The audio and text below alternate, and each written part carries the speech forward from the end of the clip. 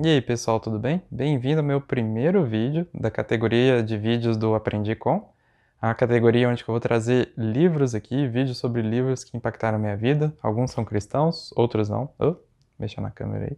E eles são, assim, divisor de águas na minha vida e eu tenho que falar sobre eles, não porque eles simplesmente impactaram a minha vida de uma forma subjetiva, mas eu acho que eles podem impactar a sua vida também. E eu gostaria de fazer o meu primeiro vídeo sobre o livro Abolição do Homem. Vou mostrar ele aqui. Ele é escrito pelo C.S. Lewis, que é o nome grandão. C.S. Lewis também é autor de Crônicas de Nárnia, um livro muito famoso, né? Assim como outros livros também. E talvez esse seja um dos livros favoritos que o Lewis escreveu, um dos meus livros favoritos. E eu vou explicar por quê. Primeiro porque Lewis ele consegue, nesse livro, resumir o porquê a sociedade está se organizada em tantos defeitos morais e explica também o porquê que os relativistas morais eles são muito perigosos e as suas ideias são muito perigosas para a nossa sociedade. Não é um livro atual, não é uma ideia atual, e mesmo assim, o que ele falou tem impacto até hoje. É utilizável, é aplicável até hoje. E o que é falado nesse livro? Bom, o livro ele fala sobre, basicamente, uma defesa de Lewis a favor da moral absoluta, né? Dos princípios morais, das tradições e de todos os ensinamentos que foram herdados pela sociedade, a fim de que a humanidade ela tenha sobrevivência e viva bem. A partir disso, acho que a gente pode conversar bastante sobre muitos assuntos que têm acontecido. Acho que o relativismo moral ele tomou proporções assim gigantescas na nossa sociedade, né? Acabando excluindo certos princípios que são importantes para a manutenção da ordem e também da manutenção até da vida humana. Mas qual é o raciocínio de Lewis no livro? Se eu for explicar de uma forma resumida, que é o propósito dessa categoria também, resumir um pouco as ideias dos livros e propor para você ler e ter a sua própria visão, né? A ideia que eu entendi de Lewis é defender que você não pode ficar relativizando tudo e assumir isso como verdade. Um exemplo que ele dá, por exemplo, são um grupo de professores que eles relativizam o sentimentalismo, né? Que acaba sendo uma forma mal vista por esses professores, e eles acabam defendendo que o racionalismo é uma forma muito melhor para os homens, para o seu desenvolvimento, para o seu amadurecimento, para o seu crescimento. Porque o sentimentalismo ele afasta os homens de um pensamento racional, de um pensamento mais próximo da verdade, e assim sucessivamente o raciocínio vai chegando a um ponto de que o sentimentalismo completo não tem nenhuma utilidade. E Lewis defende a ideia de que o sentimentalismo é uma coisa boa, sim, e às vezes ele pode ser ruim também. Não é necessariamente porque existe sentimentalismo que ele é obrigatoriamente ruim. E Deus defende isso, mostrando que é o sentimentalismo bom, que faz com que os homens tenham a vontade, né, de ir para a guerra, sacrificar por amor, carinho, afeto e outros sentimentos também. Não que amor seja só um sentimento, mas é por esses sentimentos positivos assim, que faz o homem sacrificar, ir lutar a guerra, trabalhar para que a mulher não precise trabalhar, né, que é um princípio cristão também. Também defender as pessoas, fazer caridade e assim sucessivamente. Então o sentimentalismo bom, ele impulsiona o homem a ser bom, a exercer uma boa masculinidade. Enquanto o sentimentalismo ruim, ele torna o homem impulsivo, ele fica à mercê daquilo que o faz bem, né? Aí fica no critério subjetivo, né? Beber, encher a cara, pode fazer bem pro cara, mas tecnicamente, se for olhar a saúde dele, ele tá queimando a vela por duas pontas, né, da vida dele. E é isso que precisa ser analisado, né? Se o cara, tipo assim, não tem problema o cara beber, assim, eu como cristão, assim, eu não vou julgar ninguém por ficar bebendo ou coisa do tipo, assim. Mas eu acho errado, assim, a pessoa se embriagar, sabe? Pela própria proteção da pessoa que eu acho errado, né? Não é porque ela é uma pessoa menor por causa disso, né? Mas acaba se tornando um alcoólatra, assim como outros vícios também, né? E se envolvendo com outros tipos de substâncias aí que vão acabar denegrindo a vida da pessoa. Esse é um exemplo, assim, mais comum.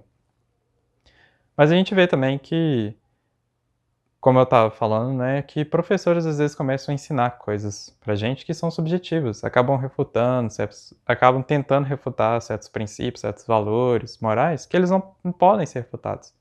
Eles são essenciais para o desenvolvimento do homem, são essenciais para o desenvolvimento do homem com a boa masculinidade.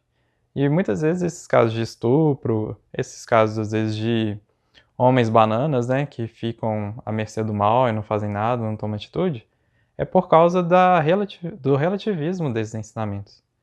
E muitas vezes a gente concorda com alguns relativismos morais, né, que tiram essa educação do homem, tiram esse exercício do homem da boa masculinidade.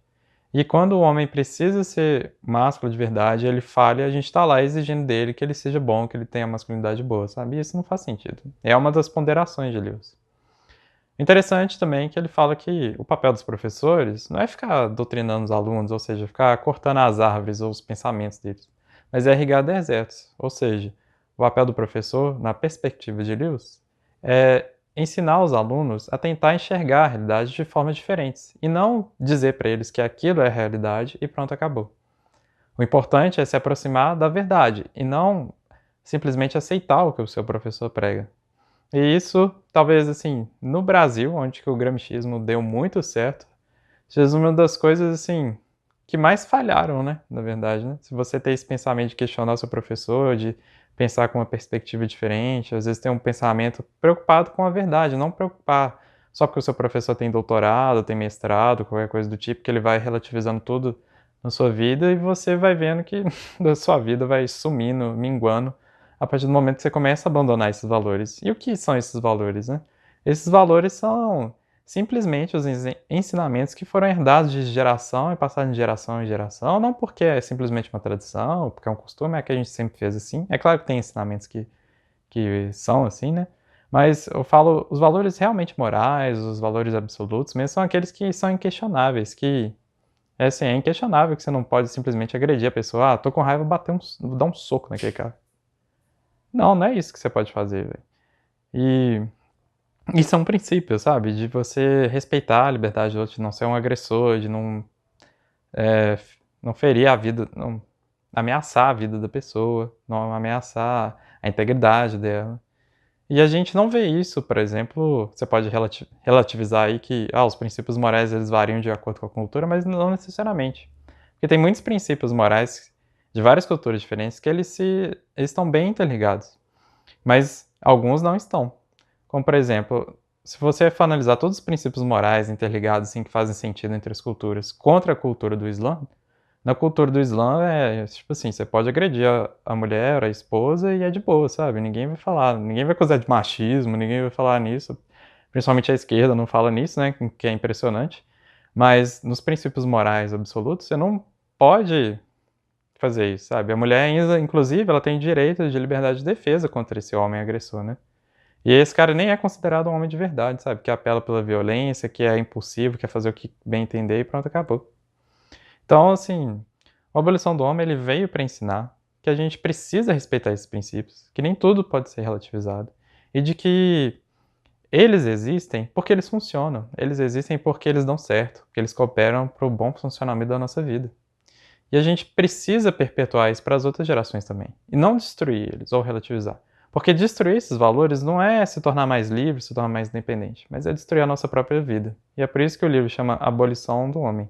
Porque quando abolimos esses valores morais, abolimos a nossa própria humanidade, a nossa própria existência, a nossa própria, às vezes, razão de viver. E Lewis conclui que é por isso que a gente defende família, porque através de uma família bem estabelecida, saudável, a gente pode perpetuar esses valores e ensinar para as próximas gerações. Uma família, às vezes, que é composta por marido, mulher e amante, ou outras formas, assim, sei lá, que acabam destruindo a família, não é bem vista, assim, sabe? A gente não, que nós somos conservadores, que defendemos isso, a gente não defende os hipócritas, né? Apesar dos hipócritas constantemente falarem que defende a estrutura familiar e tal, mas eles não estão dispostos a seguir todos os valores, os princípios morais. A gente não defende, sabe? E às vezes eu vejo muito acusações contra conservadores de que Se o cara só fala a favor da família, então ele é, tipo assim, ele merece proteção total. Não, o cara tem que falar a favor da família e seguir em princípio, né? Ele não é só falar, ele tem que fazer por onde, né? Senão vira só o conservador de palco, né? Eu adoro essa expressão. Você coloca qualquer tipo de hipócrita que ele só gosta de falar, tipo assim, só gosta de atenção no palco dele.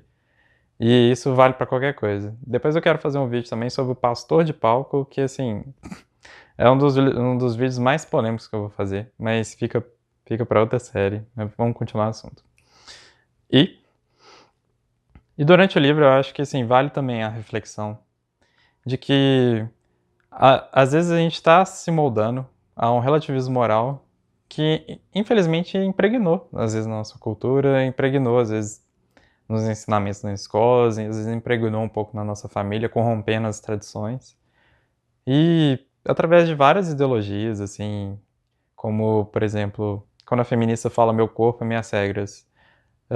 Claro que a feminista está falando isso com um objetivo, eu tento entender da melhor forma possível, como respeito, como tentar conseguir um respeito por si próprio, pra ela tomar as próprias atitudes, mas também tem as feministas extremadas que, tipo assim, eu quero ser gorda e pronto, acabou. Tipo assim, tudo bem ser satisfeito com o seu corpo assim, mas você sabe que é importante você cuidar da sua saúde, pelo menos, de que você ficar abusando demais de certos alimentos, você não vai ter uma progressão de vida muito boa, sua qualidade de vida vai cair, você não vai conseguir dormir melhor e assim sucessivamente. Então existem regras aí, tipo assim, biológicas, sabe, bobas, e sim como existem regras morais que são bobas, assim, tipo assim, muito simplistas, não são difíceis de entender, que se a gente desobedecer vai dar errado no final. E acho que a dificuldade das pessoas em obedecer essas regras é o sentimento de prisão, de não ter liberdade, de se sentir fraco diante das coisas. Mas o ser humano o ser humano é um indivíduo fraco, que depende de regras para sobreviver, ele precisa de um guia, precisa de ordem para se manter vivo. E não adianta viver ao bel prazer, né? Senão você vai se tornar simplesmente um animal. A diferença da gente, às vezes, muitas vezes para os animais, é que a gente não age simplesmente por impulso. A gente tem um pensamento racional e nossos impulsos também, eles são impulsos bons, com fundamentos, né, com valores e princípios muito profundos, né, que foram construídos. A gente tem filósofos aí que cooperaram nessa percepção desses princípios, como Aristóteles, que há séculos aí tem perpetuado essas percepções dele, como agir em função do bem da sociedade e tal. E tem sido muito bom, e se perpetua porque é bom, não se perpetua porque é simplesmente uma prisão. Então, assim, é um livro extremamente completo, muitos raciocínios interessantes, que vale a pena ser lido. Tentei resumir ele, tipo assim, da melhor forma possível. E eu espero que você tenha gostado. Se você gostou desse vídeo, deixa aí nos comentários, sabe, o que você gostou, o que você acha que faltou. Interage comigo também nas redes sociais, estou lá postando sempre alguns conteúdos. Também estou postando no blog algumas coisas assim mais extensas que precisam sim de mais atenção.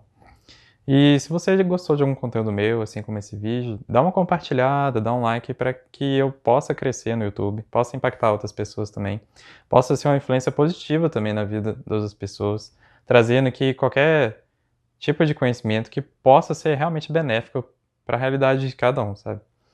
Então, conto com você. E obrigado, assim, pela sua atenção. E até o próximo vídeo. Tchau, tchau.